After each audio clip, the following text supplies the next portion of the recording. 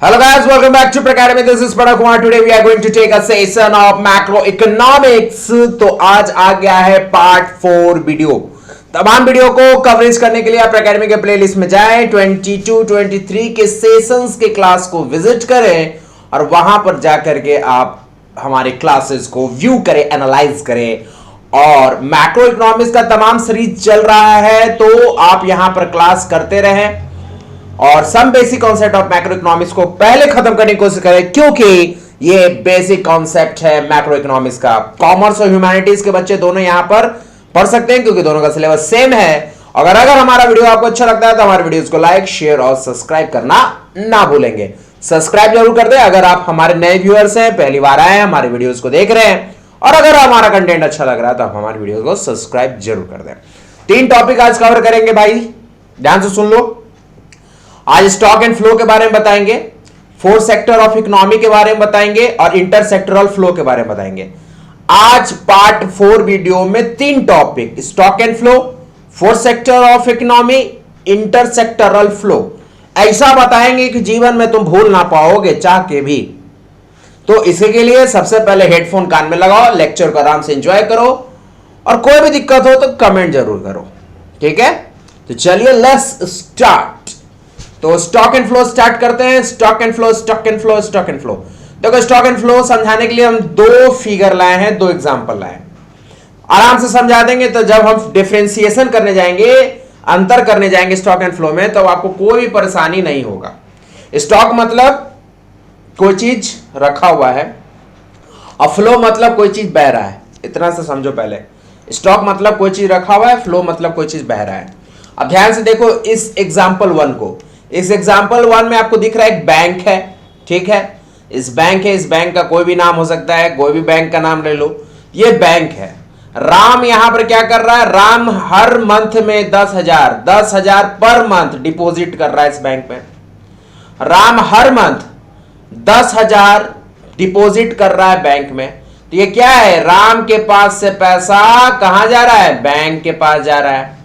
10,000 10,000 10,000, मतलब राम ने अभी तक 3 बार 10,000 रुपया जमा किया है बैंक में।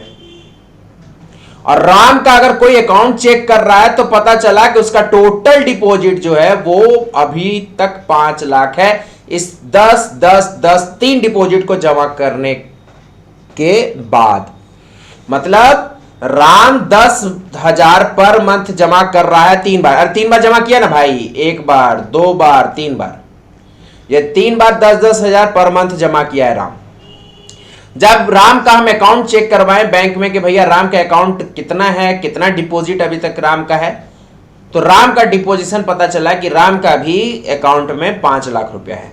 ये 10 10 10 मतलब ये 30,000 को जोड़ करके, मतलब राम ने जो 10,000 फिर 10,000 फिर 10,000 जो जमा किया बैंक में, इन तीनों 10,000 को जोड़कर के मतलब 30,000 को जोड़ करके यहाँ 5 लाख पुर रहा है। मतलब हो सकता है कि राम का पहले से डिपॉजिट होगा 4,70,000, फिर राम ने 30,000 को डिपॉजिट किया तो राम का टोटल बैंक बैलेंस हो गया 5 लाख। मतलब हम अकाउंट डिपॉजिट अगर चेक कर रहे हैं, टोटल डिपॉजिट अगर हम राम का बैंक में चेक कर रहे हैं तो हमें मिला 5 लाख। और राम क्या कर रहा है? एक बार विड्रॉ किया, विड्रॉ मतलब बैंक से पैसा निकाला। एक बार 10,000 निकाला, दूसरे बार 20,000 निकाला, तीसरे बार 30,000 निकाला। मतलब बैंक से पैसा राम के पास जा रहा है। तो आप यहां पर आइडेंटिफाई कर रहे होंगे एक चीज, आप एक चीज आइडेंटिफाई क्या कर रहे होंगे कि राम जब डिपॉजिट कर रहा है तो राम पैसा भेज रहा है बैंक में, बैंक में पैसा जा रहा है। और राम पैसा जब निकाल रहा है तो बैंक से पैसा राम के पास जा रहा है।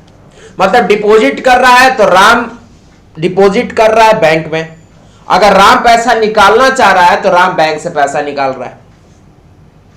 और एट ए टाइम जब मैंने राम के टोटल डिपॉजिट को चेक किया तो मुझे पता चला 5 लाख है। मतलब राम पैसा जमा भी कर रहा है, राम पैसा निकाल भी रहा है, राम पैसा जमा भी कर रहा है, राम पैसा निकाल भी रहा है। और इसी के बीच में जब मैंने राम के अकाउंट को, सेविंग अकाउंट को जाकर के चेक किया तो उसका सेविंग अकाउंट में पैसा पड़ा हुआ है 5 लाख।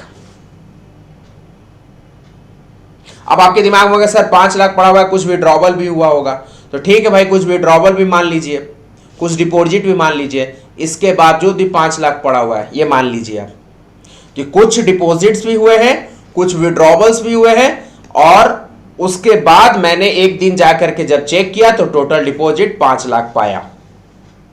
तो जो 5 lakh at a time deposit मैंने राम के अकाउंट में जो पाया, दिस इज अ स्टॉक,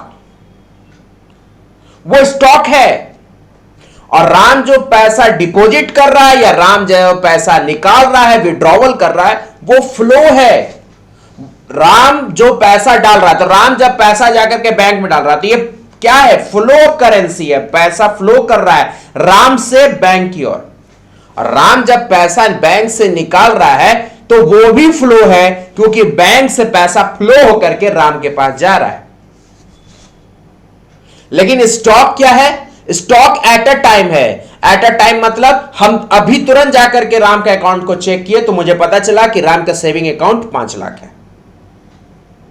इसका मतलब स्टॉक जो चेक होता है at a point of time होता है। अभी तुरंत बताओ तुम्हारा स्टॉक क्या है at the point of time. अभी बताओ कि तुम्हारे अकाउंट में कितना बैलेंस है। अगर जो बैलेंस अभी शो होगा वो तुम्हारा स्टॉक कहलाएगा। और फ्लो किसको कहते हैं? It is a period of time. It is a period of time. ये पीरियड ऑफ टाइम क्यों बोला जाता है? क्योंकि एक समय अंतराल तक ये चलते रहता है। और यहां पर एक तरह से देख रहे होंगे, फ्लो का मतलब होता है डिस्ट्रीब्यूशंस। डिस्ट्रीब्यूशन करने का मतलब यहां बांटने का बात नहीं है, यहां पर सर्कुलेशन हो रहा है। सॉरी, डिस्ट्रीब्यूशन नहीं बोलिए, यहां पर सर्कुलेशन कहिए। तो जब राम पैसा डिपॉजिट कर रहा है बैंक में, यह भी सर्कुलेशन है। और जब राम विड्रॉ कर रहा है पैसा बैंक से, यह भी सर्कुलेशन है। और सर्कुलेशन को ही हम फ्लो कहेंगे। सर्कुलेशन को ही हम फ्लो कहेंगे। जहां कोई सर्कुलेशन नहीं होगा वो स्टॉक होगा। जहां कोई सर्कुलेशन नहीं होगा स्टॉक होगा। तो याद रखिएगा, जब जब सर्कुलेशन होगा वहां वहां फ्लो होगा। जहां सर्कुलेशन नहीं होगा वो स्टॉक होगा। मतलब स्टॉक के लिए यहां क्या होना चाहिए कि यहां पर कोई भी सर्कुलेशन नहीं हो रहा है। तो जहां सर्कुलेशन होगा वो फ्लो होगा, जहां सर्कुलेशन नहीं होगा वो स्टॉक होगा। और स्टॉक का एक मतलब और क्या होता है? Point of time. इसी पॉइंट में, पॉइंट ऑफ टाइम मतलब जैसे अभी मान लो 5 बजे शाम हो रहा है, तो 5 बजे शाम में मैंने गया, राम का अकाउंट चेक किया, राम के अकाउंट में 5 लाख मिला। तो 5 लाख जो हमको मिला वो हमारा क्या हो जाएगा? स्टॉक कहलाएगा। लेकिन पूरे दिन भर का ट्रांजैक्शन देख रहे हैं, राम का दिन भर का ट्रांजैक्शन हम देख रहे हैं, राम कितना डिपॉजिट किया, राम कितना पैसा निकाला, तो वो उसके फ्लो को इंडिकेट करेगा। इससे के लिए यहां पर मैंने रिप्रेजेंट किया, ये जो डिपोजिशंस हो रहा है, फिगर 1 में जो डिपोजिशन हो रहा है उसको मैंने रिप्रेजेंट किया है फ्लो से। ये जो आपका फिगर 1 में जो रिप्रेजेंट हो रहा है, फिगर 1 में जो आपका रिप्रेजेंट हो रहा है, ये आपका फ्लो को इंडिकेट कर रहा है। और ये टोटल डिपॉजिट ऑफ 5 लाख है, ये आपके स्टॉक को रिप्रेजेंट कर रहा है। और फिगर नंबर 3 है जो विड्रॉवल की बातें हो रही है, ये आपका फ्लो को रिप्रेजेंट कर रहा है। क्यों? क्योंकि विड्रॉवल में भी सर्कुलेशन है, इससे के लिए फ्लो है। डिपॉजिट में भी सर्कुलेशन है, इससे के लिए फ्लो है। लेकिन स्टॉक में कोई भी सर्कुलेशन नहीं है, इससे के लिए वो स्टॉक है। इससे के लिए वो क्या है? स्टॉक है। समझ में आता है? नहीं भी समझ में आता तो चलिए एग्जाम्पल 2 को देखते हैं। एग्जाम्पल 2 में देखिए, एक पानी का टंकी है जो ऊपर में चढ़ा हुआ है। आप देखे होंगे बहुत सारे गांव में पानी का टंकी आपको मिलता है, बड़ा सा पीसीसी का सीमेंटेड स्ट्रक्चर। तो ये मोटर है भाई। ये मोटर से क्या हो रहा है? जमीन से, ग्राउंड लेवल वाटर से, ग्राउंड लेवल वाटर को खींच करके मोटर ये पानी टंकी में भरा जा रहा है। और पानी में टंकी लबालब भरा हुआ है। तो एक सीन है क्या? एक सीन ये है कि मोटर से पानी जा रहा है, ग्राउंड वाटर का पानी को खींच करके मोटर ले जा रहा है, ये पहला सीन है। दूसरा सीन है कि एक टंकी है जिसमें पानी भरा जा रहा है। और तीसरा सीन ये है कि टंकी से पानी निकाल करके हाउस मतलब घर को भेजा जा रहा है। 3 सीन है। पहला सीन में क्या है? मोटर ग्राउंड वाटर मतलब मोटर पानी ग्राउंड वाटर से निकाल करके टंकी में भर रहा है, ये पहला सीन है। दूसरा सीन है कि टंकी भरा हुआ है, भरा जा रहा है। और तीसरा सीन है कि टंकी से नीचे से एक पाइप निकाला गया है और वो पाइप क्या हो रहा है? डिस्ट्रीब्यूशन हो रहा है वाटर सारे घरों में। होता है ना, पानी का टंकी ऊपर लगा हुआ है और उसको खोल करके हम लोग डिस्ट्रीब्यूट करते हैं, सप्लाई का पानी जाता है। तो ये तीन फिगर है और तीनों फिगर में आपको बताना कौन स्टॉक होगा कौन फ्लो होगा। इसमें आपको बताना कहां स्टॉक मानिएगा कहां फ्लो मानिएगा। तो सर फिगर 1 में सर सर्कुलेशन है, सर्कुलेशन ऑफ वाटर हो रहा है सर, तो ये मेरा फ्लो कहलाएगा सर। ये टंकी में पानी भरा जा रहा है सर और एक at a point of time मतलब 6 बजे शाम हो गया और 6 बजे शाम हो गया और हम बोले ए भाई जाकर के पता करो कितना लीटर पानी वहां पर स्टोर्ड है। तो आप बोलोगे सर यहां पर 60 लीटर, मान लीजिए 60 लीटर यहां पर पानी आपका स्टॉक्ड है, यहां पर 60 लीटर पानी पूरा स्टॉक्ड है। तो वो 60 लीटर पानी जो स्टॉक्ड है उसका सर्कुलेशन नहीं हो रहा, वो उस समय वहां पर स्टॉक्ड है, वहां कोई भी सर्कुलेशन नहीं हो रहा है, वो एक स्टॉक के रूप में पड़ा हुआ है। तो मोटर से जो पानी निकल रहा है वहां सर्कुलेशन हो रहा है, इसके लिए फ्लो है। पानी में टंकी में पानी जो जमा हुआ है 60 लीटर, जो हमने 6 बजे शाम में चेक किया, at a point of time मैंने जो चेक किया 60 लीटर ऑफ वाटर, वो हमारा वहां पर सर्कुलेशन नहीं हो रहा, पानी लबालब भरा हुआ है। तो वो टंकी में जो पानी लबालब भरा हुआ है, जो ये भरा हुआ है, ये हमारे स्टॉक को इंडिकेट करता है। और टंकी से जो पानी नीचे से जो पाइप लगा हुआ है, यहां से जो पानी घर पर जा रहा है, यहां फिर सर्कुलेशन हो रहा है। क्यों? क्योंकि यहां पर डिस्ट्रीब्यूशन ऑफ वाटर हो रहा है, पानी का वितरण हो रहा है। तो जब सर्कुलेशन ऑफ वाटर हो रहा है from tank to household, तो फिर यहां पर फ्लो हो रहा है। मतलब यहां दो सीन में फ्लो हो रहा है। मोटर से पानी निकल करके टंकी में जाना, वो फ्लो इंडिकेट कर रहा है, और टंकी से पानी निकल करके घर के तरफ जाना, घर में डिस्ट्रीब्यूट होना, वो फ्लो इंडिकेट कर रहा है। लेकिन टंकी के अंदर जो पानी स्टोर्ड है, टंकी के अंदर पानी जो स्टोर्ड है, वो हमारे स्टॉक को बता रहा है।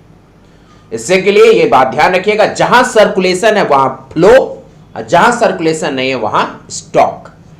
आशा करते हैं कि दोनों एग्जाम्पल से बहुत अच्छे ढंग से आप समझ पाए होंगे, क्योंकि ये दो फिगर बनाने का यही मकसद है। आप एक बार फिर से देख लीजिए, बैंक में पैसा जमा रहना इज स्टॉक, लेकिन बैंक में पैसा डिपॉजिट होना या बैंक से पैसा विड्रॉल होना फ्लो। पानी टंकी में, ये बैंकिंग वाला कॉन्सेप्ट है, पानी टंकी में भरा रहना इज स्टॉक, लेकिन पानी टंकी में भरा जाना या टंकी से पानी निकालना दोनों फ्लो है, क्योंकि दोनों में क्या हो रहा है, सर्कुलेशन हो रहा है। अरे भैया सीधा सा बात समझो ना, पानी में तो और अच्छे समझ में आ रहा होगा कि मोटर से पानी निकल रहा है, फ्लो होकर के टंकी में गिर रहा है और टंकी में पानी स्टोर हो रहा है। तो टंकी में पानी स्टोर हो रहा है मतलब स्टॉक, लेकिन मोटर से पानी निकल के जा रहा है टंकी में फ्लो, टंकी से पानी निकाल करके हाउस होल्ड में भेजा जा रहा है, घरों में भेजा रहा है। तो वहां पर क्या हो रहा है, टंकी से जब पानी फ्लो होकर के घर की तरफ जाएगा, सीधा सा बात है वाटर का डिस्ट्रीब्यूशन हो रहा है, सर्कुलेशन हो रहा है, तो उसको हम करेंगे फ्लो। इसलिए ये फिगर और एग्जांपल आपको अच्छे समझ में आएगा। इसलिए फिगर 1 इंडिकेट कर रहा है, फिगर 1 जहां मोटर से पानी टंकी में जा रहा है वो इंडिकेट कर रहा है किसको, फ्लो को इंडिकेट कर रहा है। टंकी में पानी भरा हुआ है वो स्टॉक को इंडिकेट कर रहा है, और टंकी से जो पानी निकल करके हाउस होल्ड में जा रहा है वो फ्लो को इंडिकेट कर रहा है। चलिए difference between stock and flow को समझ लेते हैं। स्टॉक एंड फ्लो के बीच में डिफरेंसेस क्या है तो आपको समझ में आ गया होगा। एक डिफरेंस यहाँ छूट रहा है, मैं यहाँ पर लिख देता हूँ। स्टॉक हम चेक करेंगे at a point of time, यहाँ पॉइंट ऑफ टाइम पर चेक करेंगे, तुरंत बताओ इस समय क्या है, स्टॉक है। और फ्लो एक पीरियड ऑफ टाइम को इंडिकेट करता है, पीरियड ऑफ टाइम को इंडिकेट करता है। तो ये पीरियड ऑफ टाइम को इंडिकेट करता है। एक चीज और बता दो, स्टॉक में कोई भी सर्कुलेशन, सी फॉर सर्कुलेशन नहीं होता है, लेकिन फ्लो में सर्कुलेशन होगा।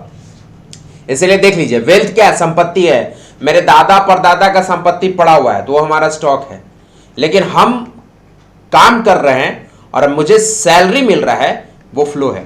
दादा परदादा का संपत्ति है तो चलिए इस घर में जहां रह रहे, ये मेरे दादा परदादा का संपत्ति है तो ये मेरा पूंजी है, स्टॉक है।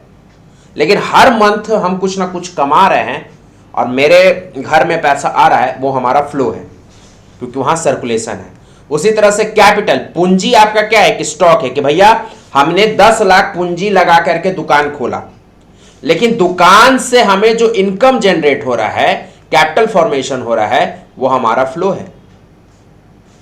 बैंक में पैसा डिपॉजिट करना वो हमारा स्टॉक है, लेकिन विड्रॉवल करना या डिपॉजिट करना ये हमारा फ्लो है। बैंक में डिपॉजिट करना पैसा वो हमारा स्टॉक है, लेकिन बैंक से पैसा निकालना या बैंक में पैसा डिपॉजिट करना वो हमारा फ्लो है।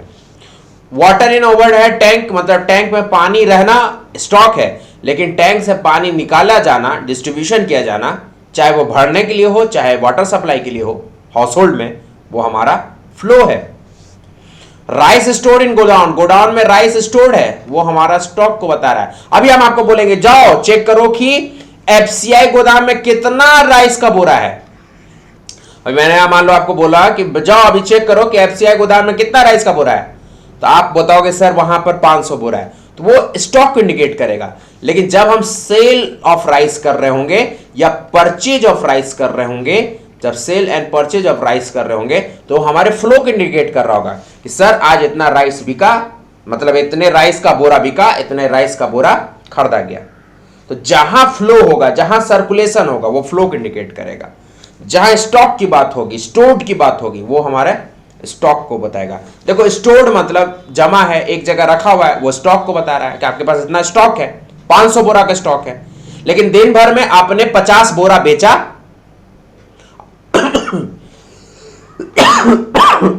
सॉरी क्लास, और 60 बोरा आपने खरीदा।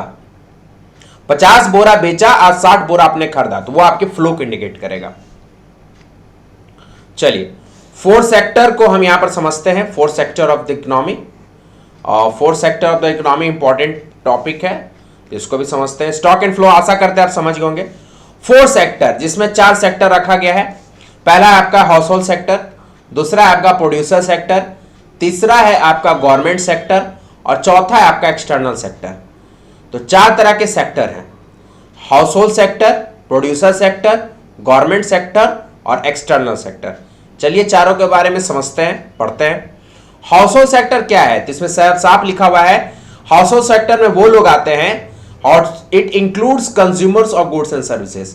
जो गुड्स एंड सर्विसेज को जो कंज्यूम करते हैं वो हाउस होल्ड सेक्टर में आते हैं, ठीक है। उनको कहा गया है owner of factor of production. उनको हाउस होल्ड वालों को क्या कहा गया, owner of factor of production. कारण है कि हाउस होल्ड सेक्टर में रहने वाले वो लोग हैं जो कंजम्पशन करते हैं, और जब तक कोई गुड्स एंड सर्विसेज कंज्यूम नहीं होगा तब तक प्रोड्यूस नहीं होगा। तो प्रोडक्शन होने के लिए हम लोग क्या है, रिस्पॉन्सिबल है। अगर हम लोग खाएंगे नहीं तो कोई चीज प्रोड्यूस कैसे होगा।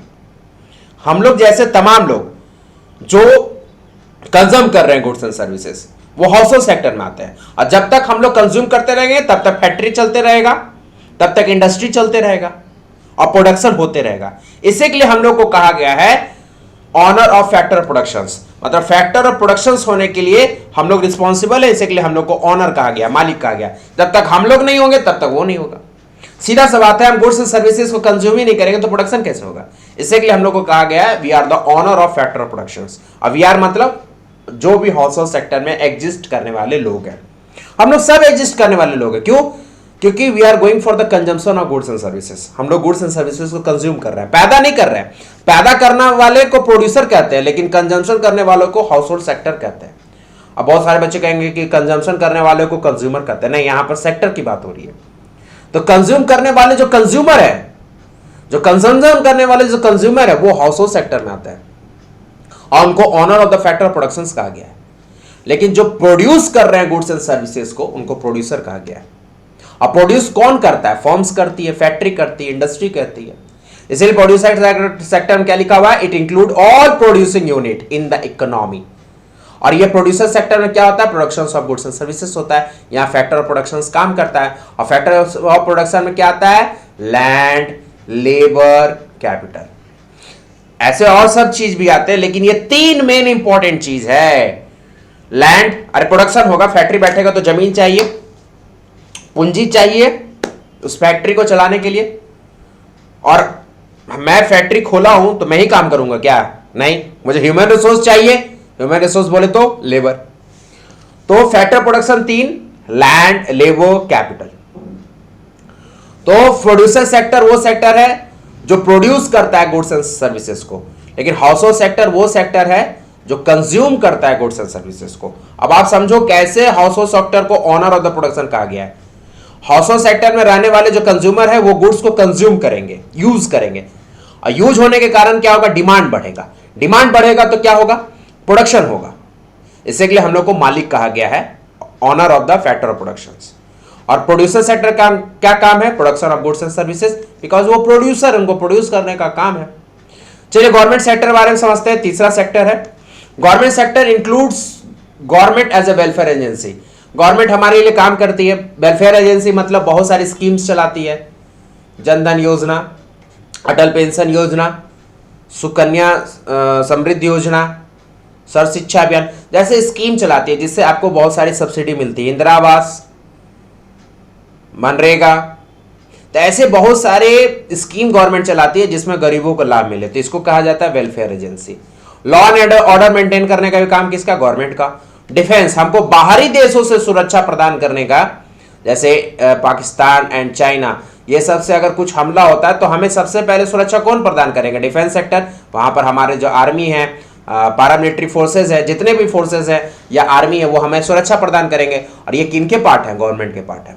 तो गवर्नमेंट सेक्टर में क्या होता है? गवर्नमेंट सेक्टर हमारे लिए काम करती है एज ए वेलफेयर एजेंसी, बहुत सारी स्कीम्स चलाती है, सब्सिडीज देती है, लॉ एंड ऑर्डर मेंटेन करती है। लॉ एंड ऑर्डर मेंटेन कहाँ होता है? आपके शहरी क्षेत्र में, गांव के क्षेत्र में, जहां पर पुलिस होता है। आप आराम से रात में चैन से सो रहे हो अपने शहर में, अपने गांव में, ये इसका देन पुलिस का है, क्षेत्रीय पुलिस का है, स्टेट पुलिस का है। लेकिन आप विदेशियों से टेररिस्टों से, अनसोशल व्यक्तियों से जो विदेश से आकर के आपको हार्म पहुंचा सकते हैं, उनसे बचाने के लिए डिफेंस सेक्टर है, जिसमें आर्मी है, पार्लियामेंट्री फोर्सेज है, ये सब तो गवर्नमेंट प्रदान करती है। और एक्सटर्नल सेक्टर तो आप अच्छे जानते होंगे। एक्सटर्नल सेक्टर का दूसरा नाम है rest of the world sector.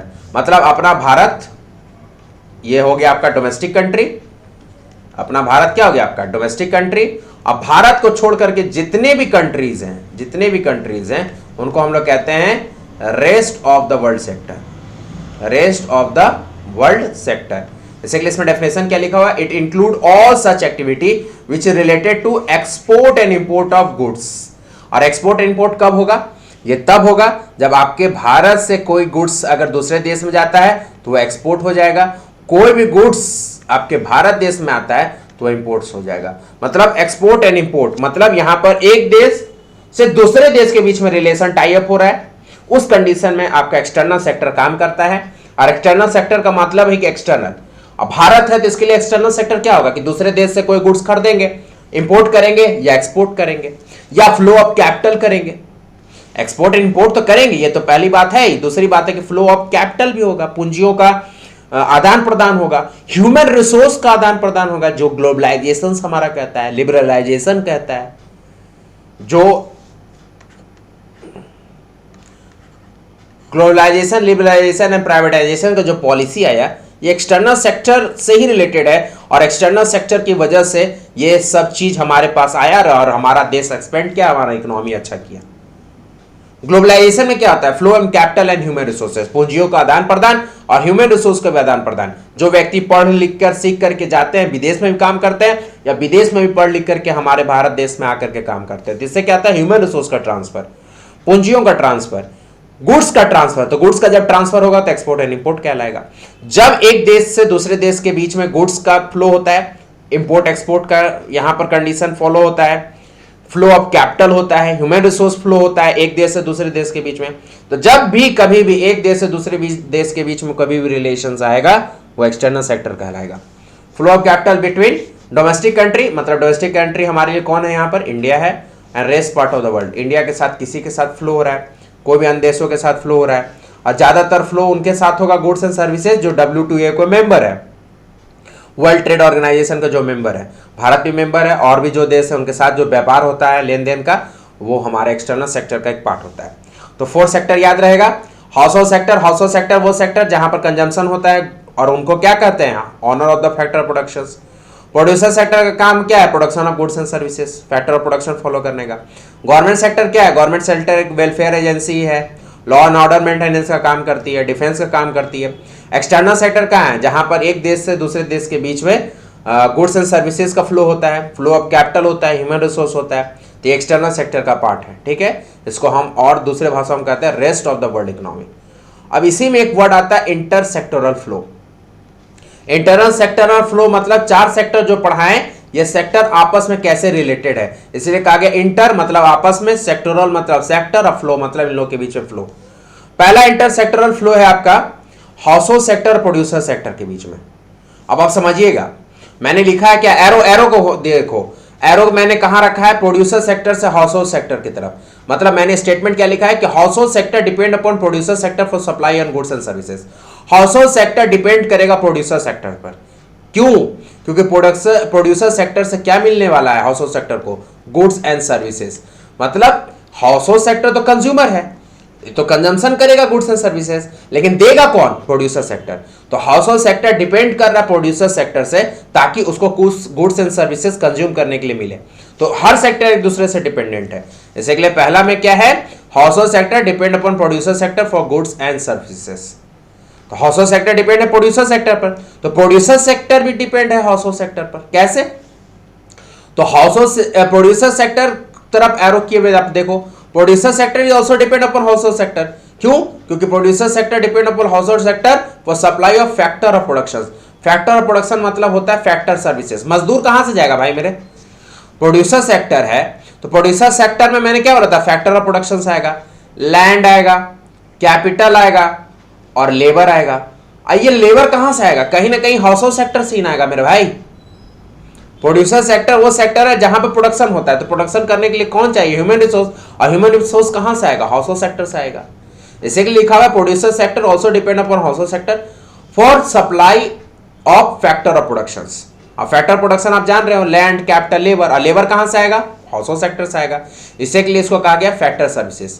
The services which is provided by the household sector to a producer sector, this is non a factor services. और फैक्टर सर्विसेज दिया जाएगा तो क्या होगा? Production of goods and services. Production of goods and services. तो आप यहां पर समझे कैसे कैसे हमारा household sector producer sector पर डिपेंड होता है, कैसे हमारा producer sector household sector पर डिपेंड होता है। अब चलिए आगे बढ़ते हैं और देखते हैं तीसरा इंटरसेक्टरल फ्लो, जहां पर हम ये समझेंगे कि government sector is also dependent upon producer and household sector. तो government sector producer and household sector पर क्यों डिपेंड होता है? तो government sector depend upon producer and household sector for tax and non tax revenue. Government का income है भैया, income का सोर्स है। गवर्नमेंट कहां से कमाएगी? जीएसटी आपको मिलता है कहां से? तो हमारे प्रोड्यूसर सेक्टर से मिलता है, कस्टमर से ही मिलता है। इनकम टैक्स कहां से मिलता है? कस्टमर से ही मिलता है। तो इनकम टैक्स कहां से मिलेगा? हाउस होल्ड सेक्टर में रहने वाले लोगों से इनकम टैक्स मिलेगा। क्यों? क्या हाउस होल्ड सेक्टर में रहने वाले वो लोग हैं जो कंज्यूमर है, कंजम्पशन करते हैं, कमाते खाते हैं। इनकम टैक्स यहां से मिल सकता है। हाउस होल्ड सेक्टर से जीएसटी भी मिलेगा, क्योंकि कोई सामान खरीदेंगे तो उस पर जीएसटी पेड कंज्यूमर ही करता है, एंड यूजर वही है, तो जीएसटी भी मिलता है। प्रोड्यूसर सेक्टर से तो भर भर के कॉर्पोरेट टैक्स एंड जीएसटी मिलता है। तो ये producer sector and household sector पर गवर्नमेंट सेक्टर डिपेंड करता है for tax and non tax revenue. इससे गवर्नमेंट को इनकम होता है।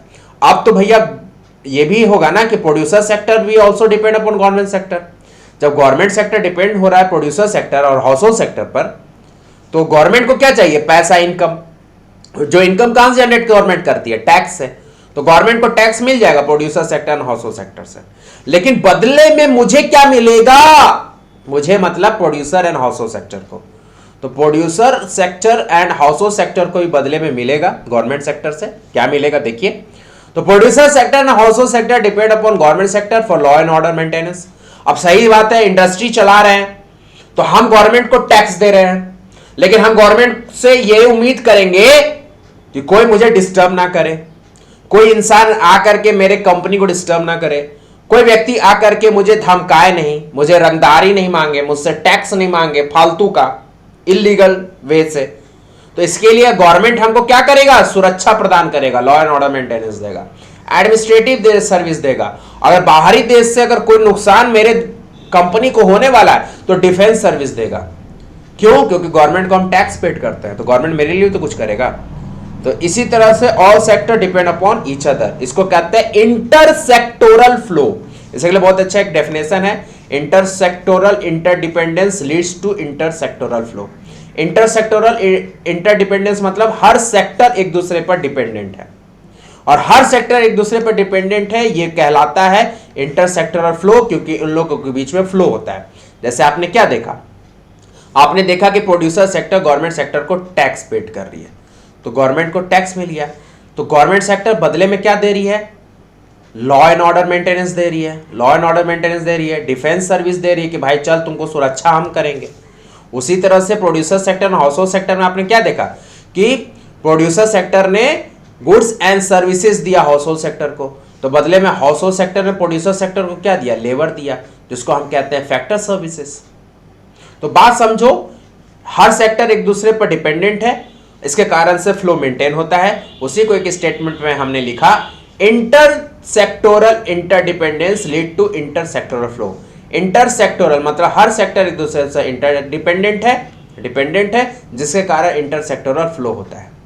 तो आशा करता हूं कि आप समझ गए होंगे। Thank you so much for attending the class. Please like my video, share to your friends. अगर आप हमारे चैनल पर नए हैं तो सब्सक्राइब करें। कोई भी अगर बातें नहीं समझे होंगे आज 3 टॉपिक से रिलेटेड तो कमेंट करेंगे और प्यारा सा मुस्कान देंगे और वीडियोस को देखेंगे और सब्सक्राइब जरूर कर देंगे। तो चलिए मिलते हैं दोस्तों नेक्स्ट वीडियो में। Till then thank you so much for attending the class. तो लगातार सेशन चलते रह रहा है, पढ़ते रहिए। जल्द से जल्द और क्लासेस हम बढ़ा रहे हैं, अकाउंट्स में और क्लासेस बढ़ा रहे हैं, बिजनेस स्टडीज में क्लासेस और ला रहे हैं, ये सब आते रहेगा। तो क्लास आप लोग पढ़ाई स्टार्ट कर दीजिए, थोड़ा मन लगा के स्टार्ट कीजिए, क्योंकि अब समय और नजदीक आते जा रहा है। सितंबर मंथ आ चुका है, मतलब दिन पर दिन कम होते जा रहा है। इससे के लिए पढ़ाई के रफ्तार को बढ़ा दें। तो bye bye, tata, love you, take care. इस तरह से हंसते रहिए, मुस्कुराते रहिए। और अकेडमी को जरूर देखिए, क्योंकि यहाँ पे वैल्यूएबल वीडियो आपको मिलता रहेगा। और अगर आप नए व्यूअर हैं तो पक्का यार इसको सब्सक्राइब कर दो, क्योंकि आपके एक सब्सक्राइब से हिम्मत बढ़ता है और हौसला बुलंद होता है और बढ़िया से वीडियो बनाने का एक जज्बा पैदा होता है। Bye bye.